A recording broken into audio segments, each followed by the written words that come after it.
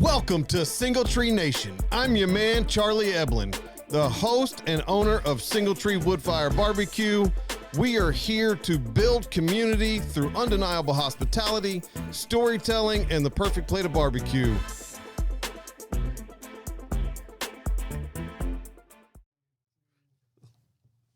Welcome back, guys, to Single Tree Nation.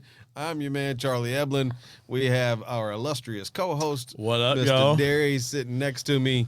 We have a jam-packed show this evening, full of fire and ice. Last week we had a great show.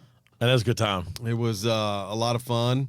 I went to many different liquor stores. Trying to find it, right? Trying to find some peg leg. I went to 3 more, and and so Carrie was right. We're not going to find any right now. So we're going to break out a new local sip that, you know, I don't know if you can tell or not, but I've already established. This is not your first taste, or my first bottle. But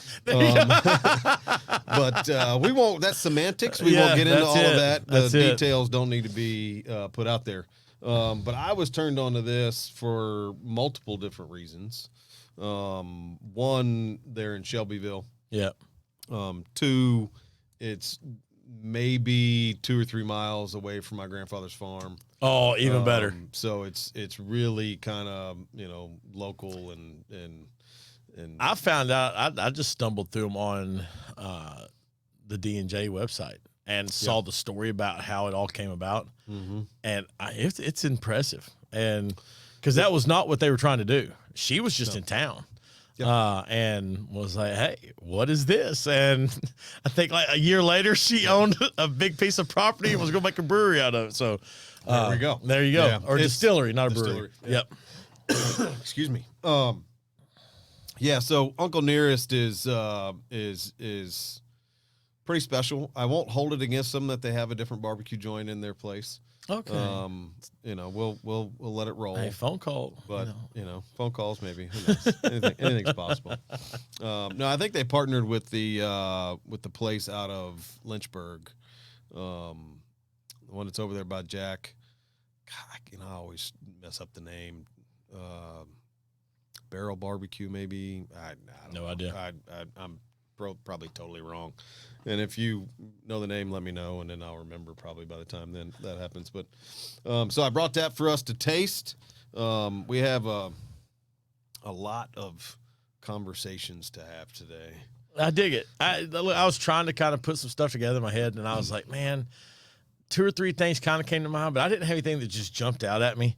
And honestly, I kind of feel like that's almost mine and your fault. The past 2 or 3 episodes have been so good. Like, it's like you can't keep following that up with the, you know what I'm saying? Been a lot of fun. And so, I mean, we had, you know, the hot ones. And then we had the follow-up show to that was a really good episode. Then we had Carrie last week, and it's just like, man, it just was like bang, bang, bang, just some really good stuff there. So yeah, the last couple of shows have been really, really, really cool.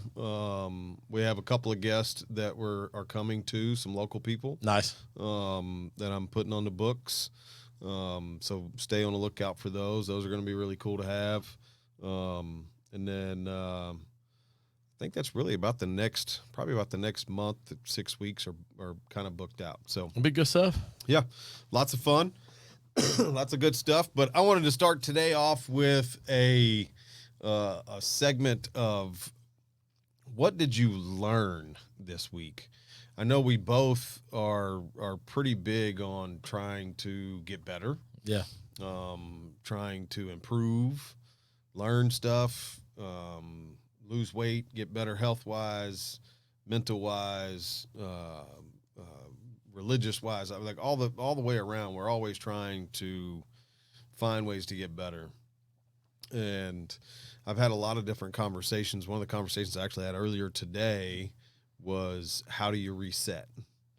How do you go those, 80, 90, 100, 110, 120 hour weeks where it's just nonstop all the time from, 4 or 5 o'clock in the morning till, 10, 11 o'clock, 12 o'clock at night, and then get up and do it all over again the next day. Right. So those are tough. And then where do you find and how do you find ways to reset? And it kind of got me thinking about it in a totally different way. Was, some of the things that I learned this week, and how I'm going to use those to get better. Right. So I thought it'd be a great question for us to talk about. One, are you trying to learn stuff every week? Are you, if you are learning, are you trying to put it to use? Right. Because just because you learn how to do something doesn't mean that you're using it. Right. So my question to you is, what'd you learn this week? I kind of had a down week because we just came off spring break.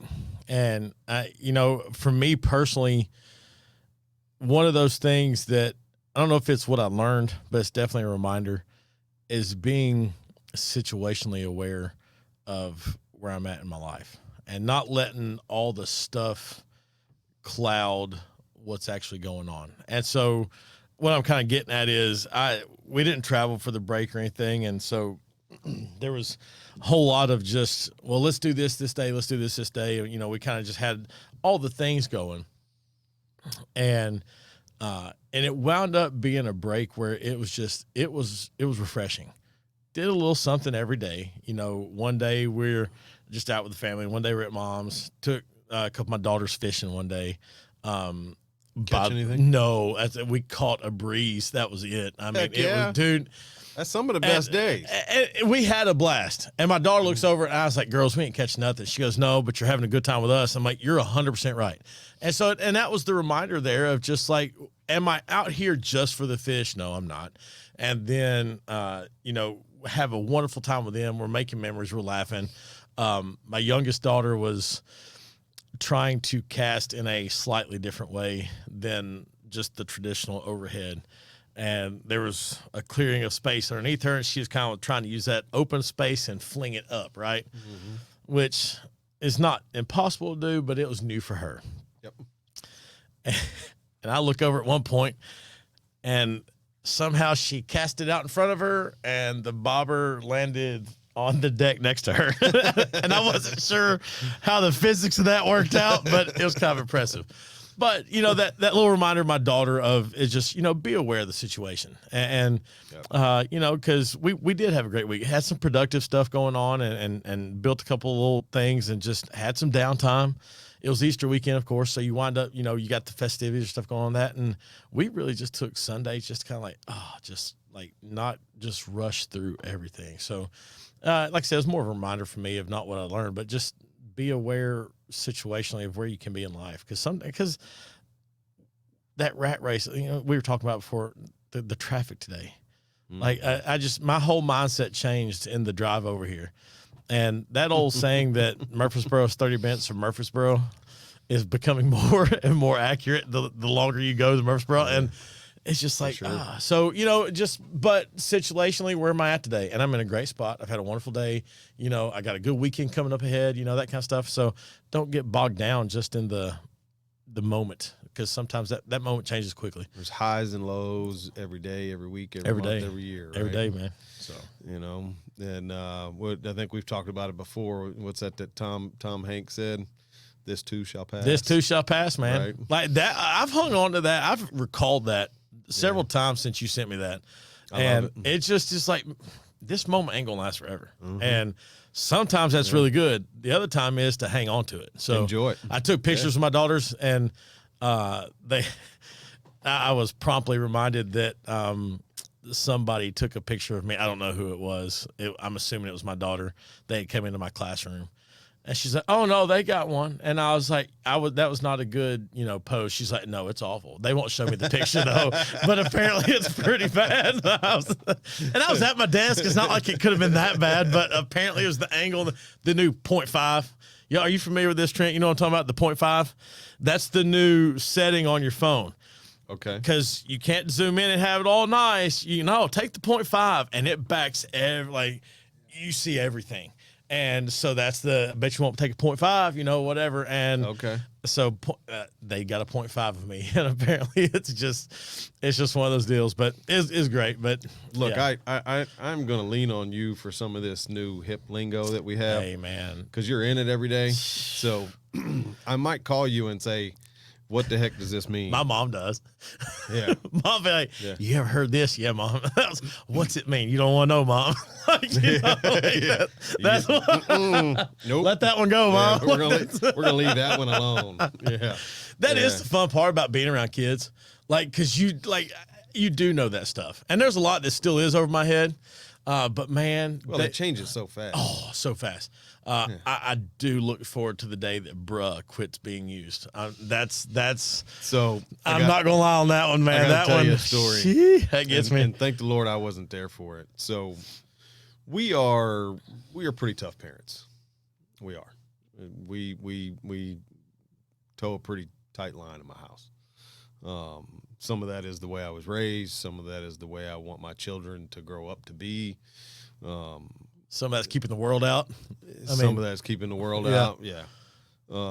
I try my damnedest to not shelter my children, because I don't want my kids to get to high school or college and be on their own, be the deer in the headlights, whatever, and go, whoa, Dad didn't say nothing about this, right? So I don't really shelter my kids, but I try to have an open dialogue and talk to my kids in real time. Yeah. But we also are very tight on some things, right? My kids stick out their hand and look you in the face and shake your hand and how you doing today, sir? My name's Charlie, right? I mean, I'm trying to teach them how to be men, not how to be kids, right? That turn 18, right? Excuse me. So yesterday, I'm at the restaurant cooking, doing my thing all day, and my wife, because you got out of school early yesterday, okay, whatever. We can argue that point later.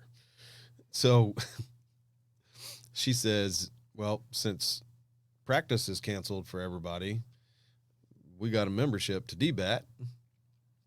I'm just going to take the kids over to DBAT as soon as we get out of school. And it doesn't look like the weather's going to come in until 4 or 5 o'clock later this afternoon. So we get out at noon, we can get over there and be home long before anything happens. Sure. Okay. Go have fun. So they go over there. My kids are doing their thing, minding their own business. My wife is sitting on one of the benches in between all the cages. And don't know who this kid was, don't know where he went to school. She's never seen him before, nothing. But it's him and his dad. And she said every word, every sentence ended with, bruh. Bruh. And I said, what do you mean? And she goes, every sentence, everything that came out of this mouth was, but bruh.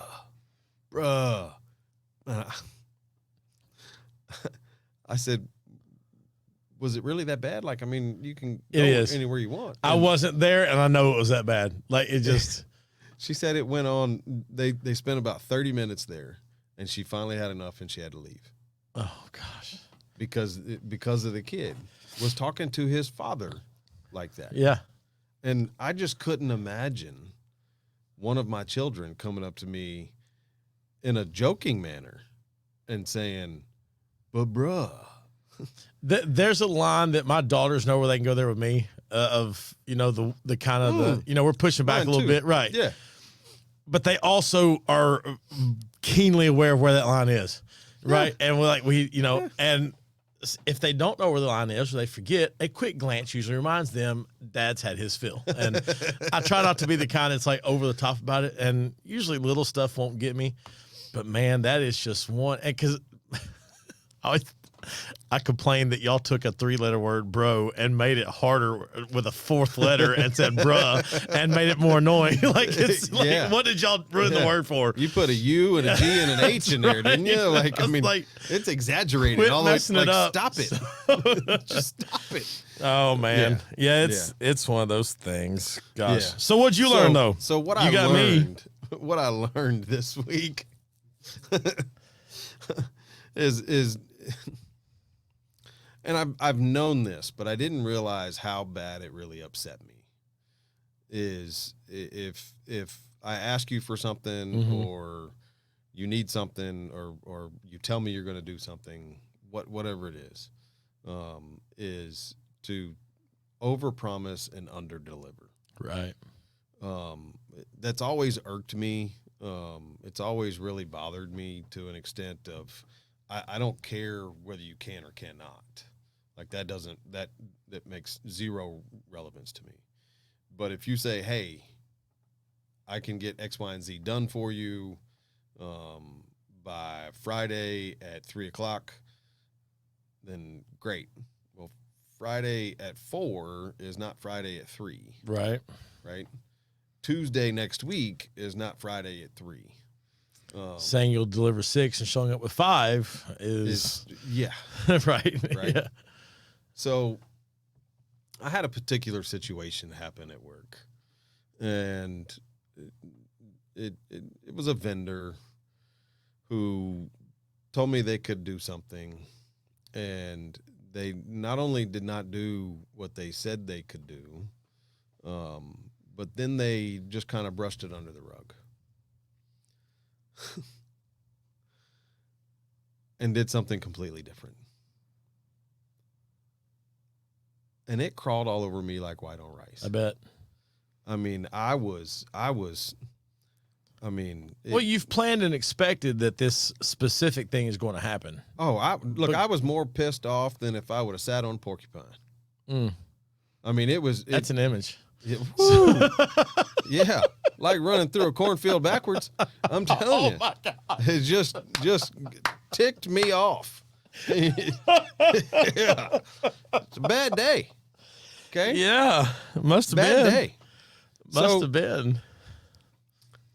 But I don't understand.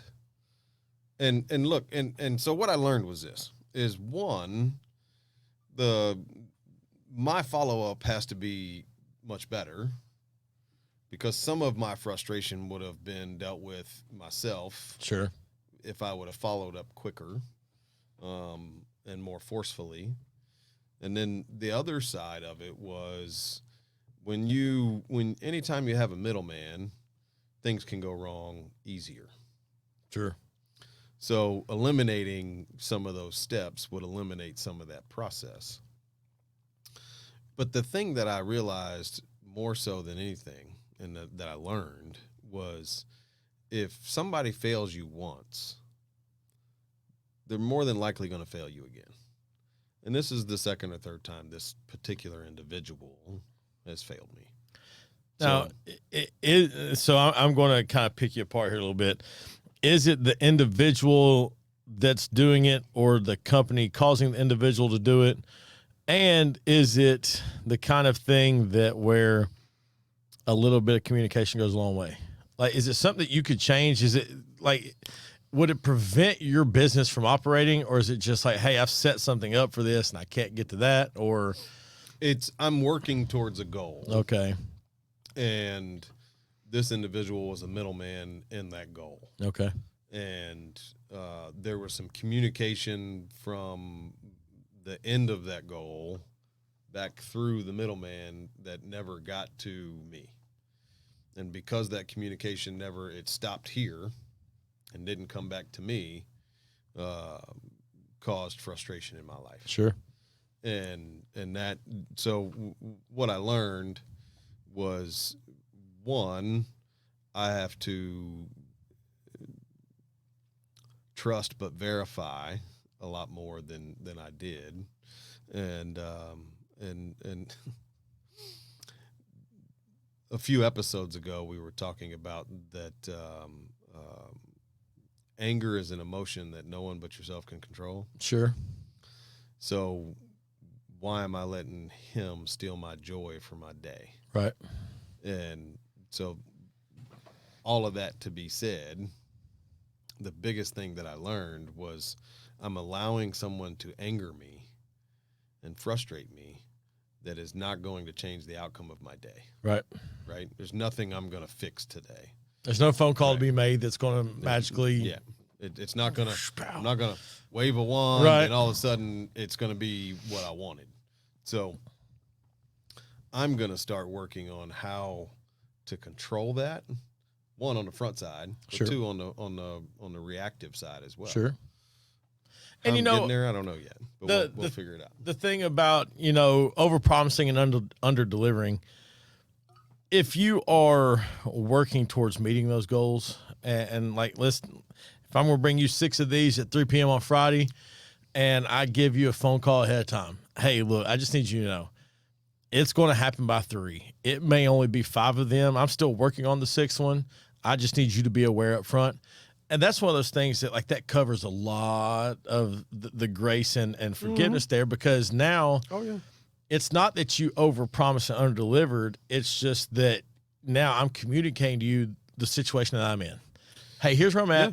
I want you to know I told you this, because then it does make you aware and accountable to self that, hey, I told you this. I know that this is what we were shooting for. Still what I'm trying to execute. Look, in this business, one of the biggest things that I have found and that I love about the hospitality industry is the relationships you build. Sure. Right? And I have a vendor through US Foods. My rep, Greg, is amazing. Guy's killer. I know he picks up his phone at times and goes, damn it. Charlie's calling. What's Charlie want now?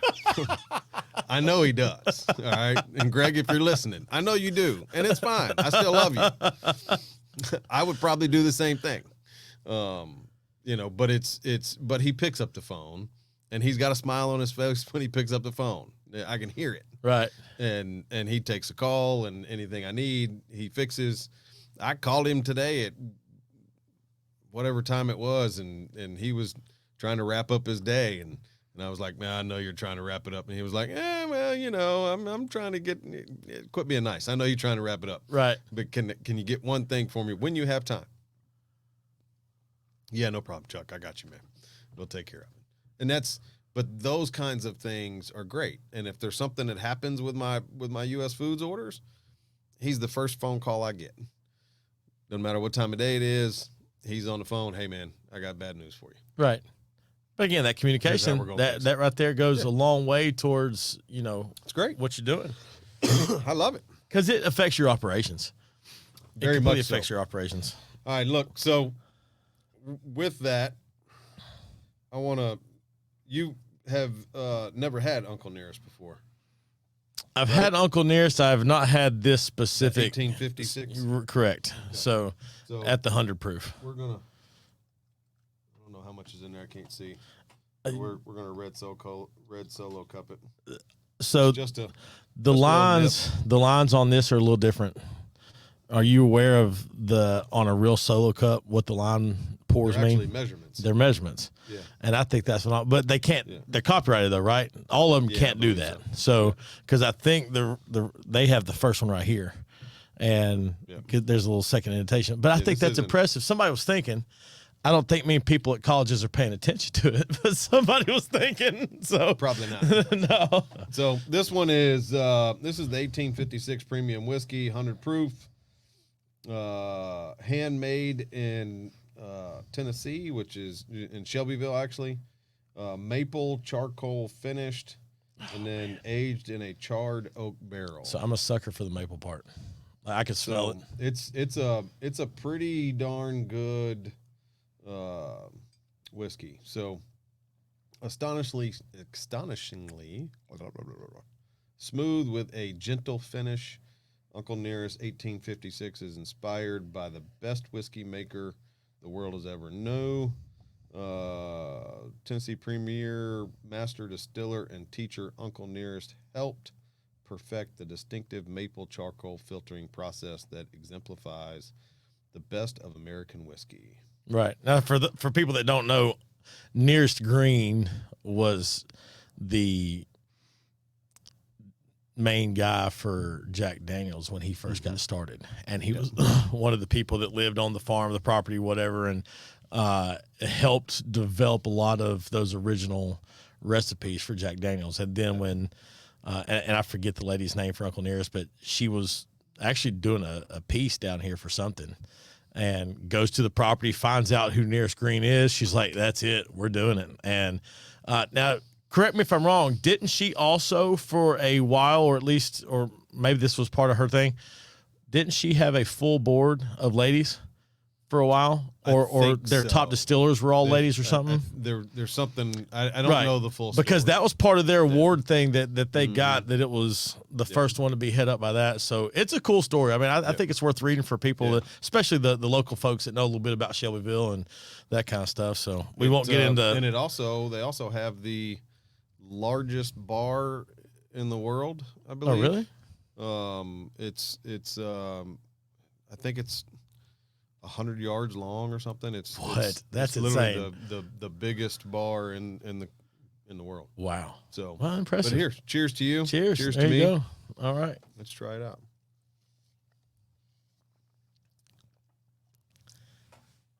They're right. That's good. Yeah. That I enjoy that.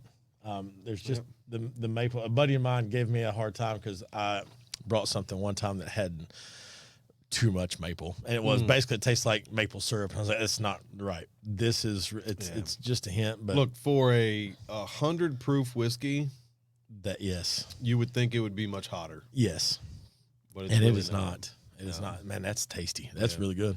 Well done. I typically drink that over a cube and enjoy life. That I could see why. It's wonderful by a fire on a nice fall afternoon. Or spring afternoon, since it decided to drop to 50 degrees today. Yeah, winter. I knew it was coming. Yeah. Like, and I'm sure by the time everybody hears all this, it's been 70 for 2 weeks now. What are you talking about? But this is right the day after those storms. We got out of school early, whatever. And like, it was 75 yesterday evening. Mm-hmm. You walk outside, let the dogs out. Like, you can do it in your bare feet. It's nice. The dogs went out at 4:45 this morning. It was not barefoot weather. It was like that front came through. That's for sure. Hey, I'm going to jump ahead here from our show notes here, because we just talked about over-promising and under-delivering. And there's been an event in Texas where a major egg supplier, I think it was the number one supplier of eggs, has culled like 1.5 million birds and has halted production of eggs in Texas. Mm-hmm. Now, that's obviously big enough in and of itself, but talking about over-promising and under-delivering, when it comes to supplies in the restaurant, how do you avoid the crisis? Because you know what I'm saying? Because you can't just, and how do you plan for it? Because I mean, that's one of those things where we, for 4 years now, we've the term supply chain issues got real popular, right? Oh, yeah. And how do you go about it in a restaurant? Is it just as easy as, hey, we're not offering corned beef and hash today because we don't have corned beef? Or is it one of those things where, So it's funny you bring this up. I've been talking about this a lot recently. So most people don't understand the cost, supply chain, and the cost of that, getting the product in on time, getting the correct product in. That's not a substitution. Correct. So I'll use chicken wings as an example. The price of chicken wings is almost back to pandemic level. Okay. Where your cost of a wing pre-cooked. So a lot of restaurants just take wings, throw them in a fryer, serve them. Right. So there's not a ton of labor there. Right. For me, we smoke them first. We have a lot of wood that goes involved in that. We have seasonings, all that stuff. Smoke them, cool them down, then we fry them. I buy a very large wing, the biggest wing you can buy. It's a jumbo chicken wing. you've had my wings. Because they're graded, right? Yep. By the way, I'm gonna do it again. Those wings from Single Tree, baby, are just gosh. I appreciate that. No, it's people need to know that wing is the amount of money that we're paying for them. So in a restaurant, for a restaurant to be successful, there's really 3 categories. Okay, you have your food cost, your labor cost, and everything else. Sure. Okay, so food cost, you really want it to be under 30% of your total revenue. Your labor cost, total labor, you want it to be under 30% of your total revenue. And then the rest of your cost, there's only 40% left. Right? So, and you'd like to make something. So your goal in most restaurants is to be everything else at 30% or less. So if all of those are at 30%, well, there's only 10% left. So you get a restaurant, say it's doing $750,000 in revenue a year. Well, you start breaking that down. Well, 30% here, 30% here, 30% here. Well, now you're, hoping that you can bring home a gross salary of $75,000. Right. So you think about it in those terms, and you can be doing a phenomenal job as a restaurant owner, and you make 75 grand gross. After taxes, you're bringing home, $12, and there you go. Right. So, so when you break all that down, if you look at it from a cost standpoint, we'll use chicken wings as an example. They're getting up to almost, they're not quite there yet, but almost $1 a wing. Okay. So, and that's before you ever handled it, right? That's just to get it in the door. In the back door. Okay. Okay. So at least where it's projecting to go is going to be close to that. So if you're looking at the wing being and just for simple math, we'll call it $1. And you get 10 wings. So the restaurant has $10 in cost in that wing, okay, sitting in front of you to eat. So that means I need to charge you $30 for 10 wings. That's a lot of money. It's a lot of money. For 10 chicken wings. You're not going to sell that many wings, right? So, we're not there yet, but that's kind of where it's going. And when you have crises like that in Texas where they call 1.5 million birds, right? Well, that's 3 million chicken wings that are gone. Right. Well, and these were just laying hens. These were egg producers, and so, but you still look at it, and I'm not a farmer by any means, but if you say that, hey, that is 1.3 million eggs daily that are gone now, like that's a huge hit. I mean, and I don't know what the United States usage of eggs is, but I mean, 1.3 million out of the supply would be a significant bunch. But like you said, if you just take that many wings off the market, because I mean, there will be, assuming other things get affected, there could be, whatever. And, Well, and the other problem that people don't understand is when you do that, now egg prices are going to go through the roof. Right. So because now it's supply and demand. Right. Right. So it's just like during Super Bowl week, chicken wings go up. The cost of the wings go up. Right. Because everybody's wanting some. And then if you pay attention to the restaurants typically lower their price during Super Bowl so they can sell more of them because they're trying to make up the lost cost in quantity. Okay. Right. I lowered my price drastically to sell more wings for that exact reason. And since last year, my chicken wings have literally doubled in price. Doubled.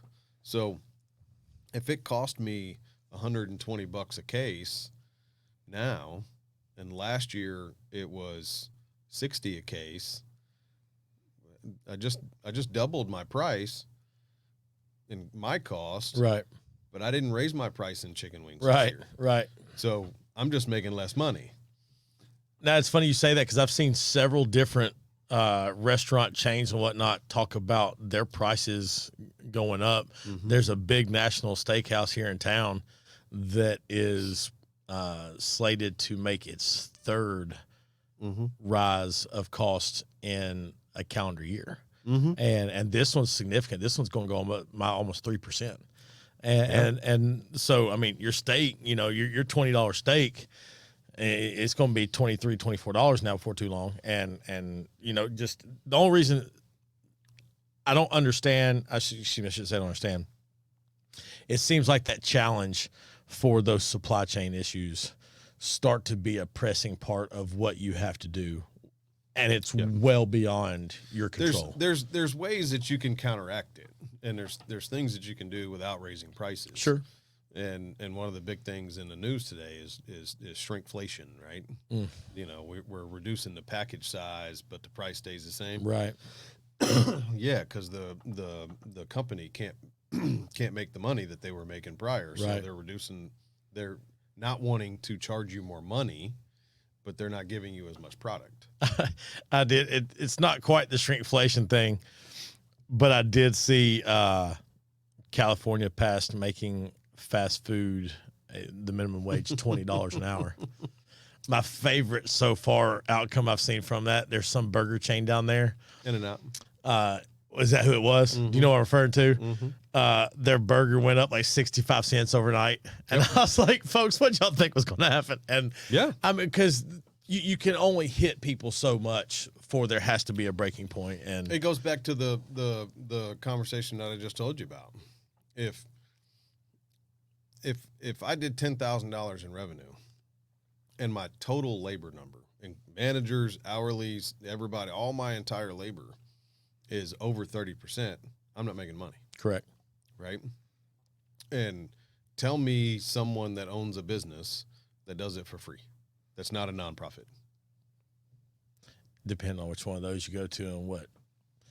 Well, that's but a you whole understand conversation. Yeah. So. That's a whole nother realm. But you know, that's the thing. Is when you get off those, the top, you know. Anyway, just put that over there. As long as that balance sheet says zero at the end of the day, just start paying everybody out. So, right. So it's very difficult. There's things you can do that, you know, you can get you don't have to buy as high quality of a product. Right. You know, I try to buy as high quality of every product that I possibly can. So, you know, I just won't budge on that. Now, does this come back around? You know, we had Wampler on a few weeks ago. Yep. Does it come back around to using his stuff to where, like, managing that inventory and shrinking that cost? Because I know one of the things I saw, he said he shrunk some of his places by as much as 30% on their waste. Yep. And so, man, if you got a wild number, $1,000 budget for a week of food, and you are able to save $300 off that, I mean, that's a huge number to go back into your restaurant and cover some of those other places where you may not have that option. So pretty cool that he has that going on. I mean, and that for the companies that can use it. So, and to keep it in more real time. Yeah. It's anything you can do to help reduce the waste and increase everything else from a profit standpoint. Well, that's cool. I'm going to switch gears here, man. I'm going to make a comment on that shirt. Well, you like this shirt? Man, I do like that shirt. I like the one you got on. I like that shirt. Look, this is my first poncho shirt. Okay. And I'd kind of been shopping them online a little bit. And now, you know, I didn't pull the trigger or anything. And then I was gifted this one. And I'm telling you, dude, the moment you pull it on, and I'm the guy, I don't undo all the buttons. I still pull mine on. I'm that guy. But the feel, like, just comfortable. It's comfortable. It's soft. It moves with you in the right way. And I'll tell you, my personal, at least on this design, this little pocket right here. The pocket's nice. The little hidden pocket, because look, it's great. It is. And I don't love my phone next to my chest right there. But it's fine. But here's my little thing. I can pop my wallet off. Yeah. And it's just right there. Yeah. And it ain't got, like, and, you know, like, it just, I love this shirt. I absolutely love the shirt. And it is just, so that's my 2 cents. These poncho shirts. And, of course, the pearl snap. Like, I'm a fan of the pearl snap. But look, I I found these a while back and absolutely fell in love with them. Yeah. The lightweight, moisture wicking. It doesn't matter. Like these black shirts, I got one for my dad. And during the summers, he mows fairways and greens. Sure. At one of the golf courses here in town. And I bought him one and told him that he needs to wear it all through the summer. And he was like, "Oh, I can't wear that black in the summer." He wore it one time. He was like, "Man, you're right. That thing's great." Well, you had told me, man, and I was like, "Okay, you know what? Oh, yeah." Look, I'm telling you, it's an amazing shirt from a multiple different standpoints. You can wear the shirt casually. Yes. You can wear it to work. You can wear it dressed up. You can wear it dressed down. You know, I mean, I go from wearing cowboy boots to Jordans, you know, shorts. I got all the short sleeves and the denims, and man, those denim shirts, I'm telling you, denim's making a comeback. I had it on earlier today, but I put on the black one. And it's soft. But that denim is soft, man. Got a place to clean the sunglasses off. There's a little pocket right there. You can stick them in. Hey, it took me a minute to realize what that was for the sunglasses cleaning spot. Yeah. Dude, I love it now. It's like, oh, it's just there. It's right there on the end of the tail. It's like, ooh, yeah. Look, it's hands down, it's my favorite shirt. I gave one to my brother. He absolutely loves it. Wears it all the time. You know, you have a few of them now. Yeah. I mean, I literally wear them pretty much every single day. This thing is... They're incredible. Well done, poncho. And I'm a fan of the long sleeve that you roll up. Yep. It seems more appropriate to me. I had a detective years ago. It was one of those things he told me. And when I was in high school, worked at a local cleaner here in town. And he would always come in and have his shirts done. And even in the summertime, he had on a long sleeve shirt. And I was like, why? I said, y'all, you know, you've got a jacket on, it's short sleeve. He goes, short sleeve shirts do not look professional. And I was like, all right, let me hear you out. He goes, short sleeve shirts, yes, they're functional, they're cooler, they're whatever. Mm-hmm. He said, but when you have a dress shirt on, and what I later realized he meant was a button up or something, you know, the full. Right. Having the long sleeve rolled up looks more professional than a short sleeve shirt. Yeah. Yeah, I agree with that. And that stuck with me. And you'll see me wear, but this right here, because it's so light, this is going to be my summertime shirt. Oh, they're great. I tell you, it is. They're great. Poncho, well done on the shirt there. They're doing amazing. I just wanted to. We'll get Trent to put down in the show notes for the website so you can go check them out. Please do. They're absolutely amazing. The guys over there are absolutely killing it. We love them.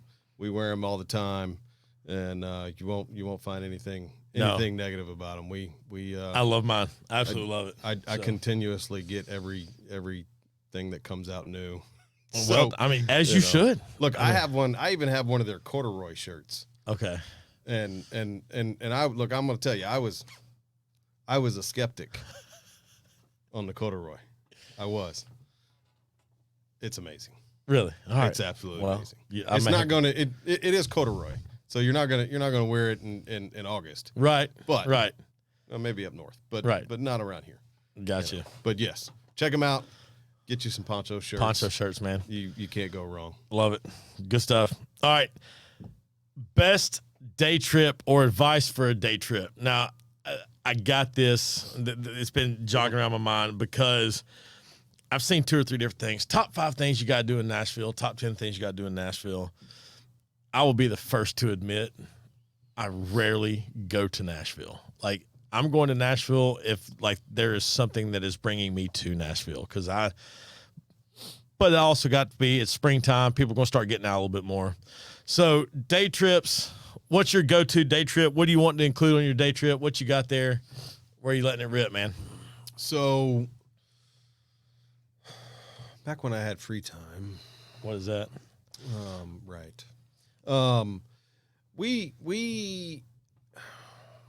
We've gone to done a couple of different things that were really enjoyable. We went to Cummins Falls. Yep. That was a lot of fun. Don't know if I would take the kids. It's kid friendly for sure. You got to hike into the falls, right? You got to hike into the falls. So I don't. When I say kids, I mean little kids. Right. You know, my 10 and 12-year-old would be fine. They'd have a blast, right? Right. That was a lot of fun. It's, you know, you can picnic, do your thing, have a good time, be out in nature. we love going to Sounds games. Okay. I've not been to the new stadium. And I know it's been open, 2 or 3 years now? It's been open for a minute. Yeah. And I've heard a bunch of people go and love it. I haven't been myself. It's amazing. Mm-hmm. It feels, the old stadium. It had a certain level of dilapidation that made it feel cool. Does that make it felt what's like the word I was going rustic? it almost felt like I was going to you ever seen that movie Moneyball? It's been a long time. All right, so it's about the Oakland Athletics, right? And how poor they are as a team, and they just don't have a big budget. Which, by the way, Trent, you're a baseball guy, right? Did you see their opening home game for the Oakland Athletics? No. 3,174 people showed up.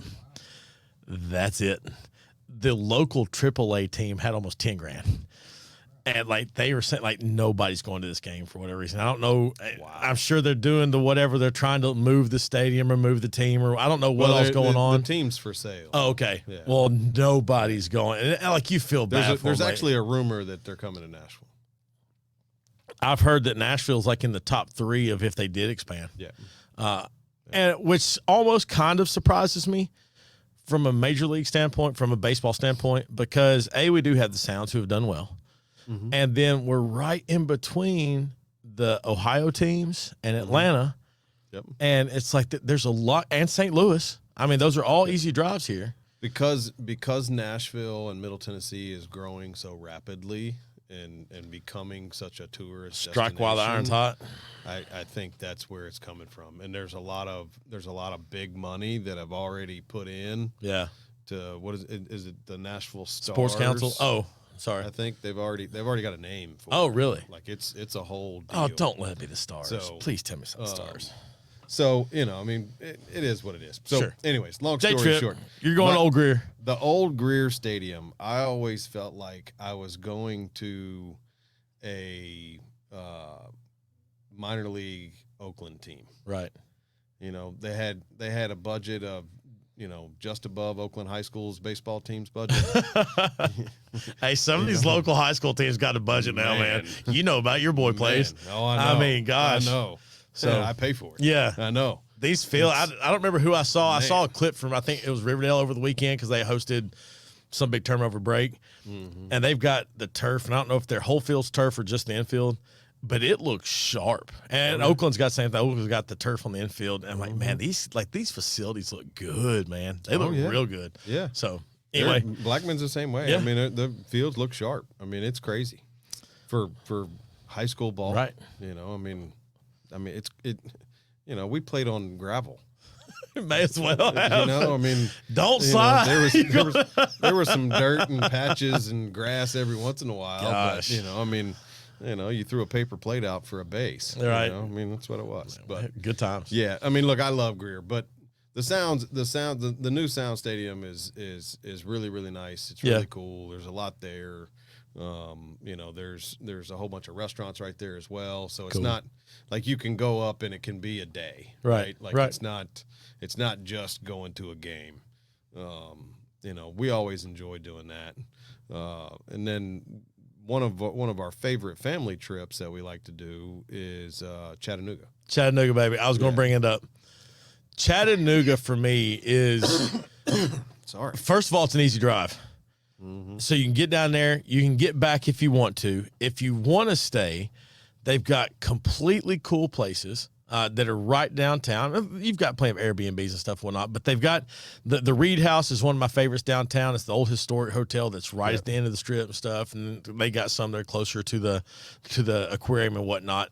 But Chattanooga, for what it offers, is such a wildly fun trip. From the Children's Museum downtown, kind of like it's kind of like the museum we got here in town, but on steroids. Yep. They've got the Chattanooga Lookouts. That's a fun venue. It's a great place to go. And then so many of the cool, hipster kind of whatever restaurants and whatnot. It's just, and it's a fun, clean town. I mean, like you've got, and I know that 15 years ago, people from Chattanooga would say it ain't that, but like it is now. And they've got the little art district thing over on the North Shore, which you can go do some fun stuff at. And it's just a fun trip for me. And I have a blast with any time that goes to Chattanooga. So you put on there the mac or beans. I did. And since we're talking about Chat Town. Yeah. Zoo or aquarium? I'm an aquarium guy. That's why I put it on there. Yeah. I love, and it's, so I had an aquarium all growing up. Like, I had my little 10-gallon in my room, you know. Right. Then I got older and I had my own place, and I've got my big 35-gallon tank, and like I was the guy that cared for it. Like I wanted it to look just so. I've always said if I ever build my dream house, I will have an aquarium built in the wall. Like, I mean, like I know what I want, like, for that thing. I love a zoo. The problem with the only downfall, if there's a downfall to a zoo for me, those animals might be asleep that day. Right? You walk by the lion and he's passed out in the shade. The zebras are nowhere to be found because it's too hot or too cold, whatever. Fish are always swimming. I mean, they just are, you know. And so I love an aquarium. And I've been to 2 or 3 of them, and a destination I'd love to go to is the one in Atlanta. It's massive, and I've had some buddies go, and I've never been, but yeah, the aquarium is my shot for. So I'm an aquarium guy. Mm-hmm. Now, I'm gonna preface it that I love going to the zoo. I do. Now, one of my family's things that we've done the last couple of years is the Nashville Zoo does the Nashville Zoo and Lights thing at night. Yeah. During the holidays. And it's spectacular. Like it's visually just, I mean, it's incredible. Some of the stuff they do. So we do love going to do that. Now, you're not going for the animals of the zoo. Right. You're going for the displays that they put out at night. And it's really epic. We love doing it. We go every year. And they've come a long way. I remember when it was the wildlife park at Grassmere, right? Yeah. And they've come a long way. And I like to go to the zoo every now and then just to see what they've done upgrade wise or whatnot. Yeah. But man, I'm a sucker for an aquarium. Now, my brother, I don't know where he got the aquarium bug, but he got an aquarium bug that bit him, and it's like Spider-Man. I mean, he is all in. If his walls could be aquariums, he would do it. See, I'm almost there. Like he would have just walls of aquariums. He's got, and Cooper, I'm sorry, I know I'm screwing it up, but he's got 2 aquariums in his living room. And one of them, or both, are huge tanks. I mean, they look like 200-gallon tanks, maybe bigger. But they have, and I can't remember the name of the fish. Forgive me. Cooper's going to yell at me when he listens. But the your phone's going to I knew it, man. I know. But like he was going to breed these fish. And, and I mean, they're just absolutely gorgeous. Like he built the stands and the cabinet and everything that it goes in, and both of the tanks in his living room there, they're absolutely amazing. I mean, they're just, you can just sit there and just stare at them. Right. Just get lost in it. Oh, it's gorgeous. So now we've had some goldfish at the house. But I used to keep African cichlids, so that's what it was. He's got some cichlids. He's got cichlids. So you don't know if they're African or South American, though, do you? Because you can't mix them. They're fish. They're fish, but they're pretty though. They're gorgeous. Yeah, they are. Yeah, absolutely. They gorgeous. sure are. Yeah. So I would have to say, if I'm picking on a regular basis, I would like to go see different aquariums. Yeah. But for personal enjoyment. But I like a good zoo. Yeah. I'm with it. All right. Local events. That's it, man. Local events. That's what. So there's several coming up in Murfreesboro. That's what kind of drew me in on this. I remember Uncle Dave making days when it was at Cannonsburg. Yeah. And like it was just a blast. The and last some of couple those years they've done it at SportsCon. Some of those this last year it was all the way out in Shelbyville at something. Oh yeah, that's right. Yeah, Which I'm not hating on them. If they're growing the event, it's great. I think they tried to combine it with something else and kind of let it be a thing. But there's that old part of me that's old Murfreesboro that's like, man, I remember those days. Like you'd go see some old timers and they jam all night long. And then they have the big main stage with somebody come out there and like it was just cool. And so I think Murfreesboro's done a pretty good job of making some of those events happen. And the one that's coming up that I always enjoyed when I was younger, and I don't think I've ever taken my daughter who's getting ready to turn 11, and it kind of made me feel bad. And that's why I was like, a Jazz Fest. And it's not overly glorious as far as it's not going to get all the glamour and all this and that, but it's out there at the Fountains this year, and which I think is its second or third year out there or whatever, which is a great venue. And it was so much fun because it was pure. There's just some music going on. They've got the vendors out there and, just having a big time. Yeah. And so I don't think I have one that I'm just absolutely like, this is the go-to for Murfreesboro. But that one right there for me is one that I've just got a lot of good memories with. And so I'm going to try to make it out this year. So, Murfreesboro from an event standpoint, I think there's a lot of events. There are. We got a barbecue competition coming up, the Borough Barbecue Festival. They've been doing that for a few years now. Is that the one out there at Oakland's? It was at Oakland's this year. It's going to be at the Coliseum. Okay, good. So they moved it there. They've gotten big enough to where they've moved it over there. Oktoberfest they do every year out at Oakland's. It's a pretty cool event. But there's not anything really that just really blows my skirt up. Right. There's not anything that's just, I need to go to that. I think it's part of the devil's advocate side of that for me though is that's part of what I like. Because it does still keep that small town feel. It still, instead of Murfreesboro closing in on the 200,000 people here, that still does kind of feel like the 80,000 people stuff. It does. And so, but if I'm thinking about an event, like I'm thinking, like something that you need to at least go experience once. Right. The Moon Pie Festival. Oh, completely. It's a blast. That's something you got to, it's probably not something I'm going to go do every year for multiple days in a row, but you get to see Bell Buckle, and it's a big time down there. Right. You got to go see all of that stuff. There's, thousands and thousands of people and vendors. It's wild. It's really, really cool to see. An event that I typically do every year in Crossville is the Homestead Apple Festival. Okay. There's about 10,000 people there every year. That's awesome. On Saturday and Sunday. So it's a pretty, 20-acre field of nothing but vendors and food and different crafts and stuff. That's really cool. Those two are really kind of the two big ones. And then the Jack, the barbecue competition. Yeah. That's really kind of rounds out all of the big, events. I used to tell people CMA Fest, but, never been. It's not what it used to be. Right. It used to be 2nd Avenue and Broadway were roped off. And is that the one that used to be Fanfare? Yeah. Everybody came in. Yeah. Okay. So when it was Fanfare, right. It was really, really cool. And I think we've made it. I think we Nashville'd it.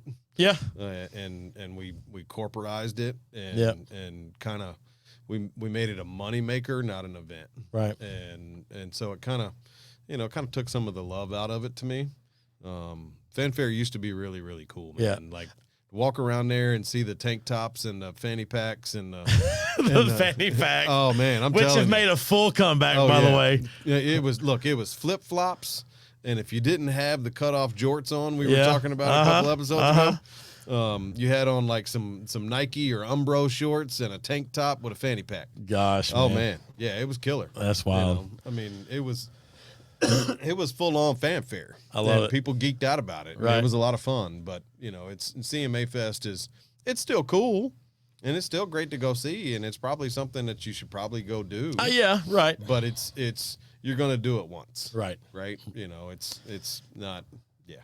Gotcha. So, all right. Well, look, guys, I wanted to kind of end today before we get to our Friday Feel Good. Yeah. With our downloads that we have. We are about 50 downloads away, 60 downloads away, somewhere in that neighborhood, from breaking 1,000 downloads on Single Tree Nation. So that's awesome, dude. That is absolutely incredible. Thank you for all the support. Keep doing it. Like, share, and subscribe. Send it everywhere that you can. And excuse me, I'm choking up. It's meaningful. It gets him. Yeah, hits me in the soul. So it's really cool to start something and see it grow. You sent me that, and I was like, legit, like that's a big deal. I mean, you hit that cool. First. Now I understand why when those, I hate this term, influencers on Instagram, like, special thanks for helping me hit 5,000 or 10,000, whatever. Yeah. I'm like, man, whatever, okay. And now I'm like, oh, we're going to do it. Like, yes, we're going to get there. So 1K, baby. Yeah, like, man. Look, it's I think we've said it before. If we can get one more person to like and follow our show every week, we're doing a good job. It's a blast, man. And I love it. I love having you as a guest and help me wrangle all this into it's a big time, dude. Submission. I dig it. I absolutely dig it. It's been a lot of fun. So with that, take us out with Friday Feel Good and Friday Feel Good, guys. Look, it is a hectic world out there right now. There is no doubt about that. Take your current event or your topic or your whatever, and you could find something that's wrong with the world. So what I'm going to encourage you to do is take something from you personally and make one good thing happen in the world today. Doesn't matter what it is, like pay for somebody's meal, just smile at somebody, say hello, write somebody a letter, like paper and pen, and mail it letter.